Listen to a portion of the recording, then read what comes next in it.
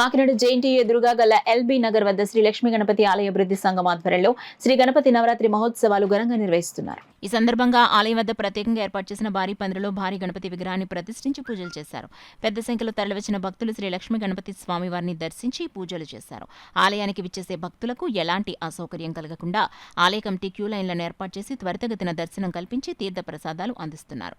ఈ సందర్భంగా ఆలయ కమిటీ సభ్యులు మాట్లాడుతూ 9 రోజుల ఉత్సవ అనంతరం భారీ ఎత్తున అన్నదాన కార్యక్రమాన్ని నిర్వహిస్తున్నట్లు వెల్లడించారు.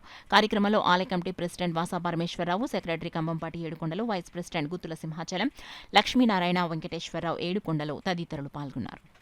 కాకినాడ ఎల్బీ నగర్లో జేఎన్టీ ఎదురుగా ఉన్నటువంటి శ్రీ లక్ష్మీ గణపతి ఆలయం వద్ద ఇది 46వ వార్షికోత్సవం నవరాత్రి గణపతి నవరాత్రి మహోత్సవాలు జరుగుతున్నామని ఈ నవరాత్రులు దేశ ప్రజలు మరియు రాష్ట్ర ప్రజలు అభివృద్ధి పనులను అభివృద్ధించాలని ప్రజలందరూ సంతోషాలతో ఉండాలని ఈ నవరాత్రులు ప్రతి సంవత్సరం కూడా ఈ కమిటీ ప్రెసిడెంట్ గారు అయినటువంటి శ్రీ వాసా పరమేశ్వరరావు గారు మరియు సెక్రటరీ గారు అయినటువంటి కంబంపాటి ఏడుకొండలు గారు, వైస్ ప్రెసిడెంట్ గారు అయినటువంటి గుత్తుల సింహాచలం గారు మొదలగు వారి ఆధ్వర్యంలో ఈ యొక్క నవరాత్రులు అంగరంగ వైభవంగా జరుపుతున్నామని ఈ ప్రజలంతా కూడా వచ్చి స్వామివారిని దర్శించి స్వామివారి యొక్క తీర్థ ప్రసాదాలను స్వీకరించి ప్రార్థన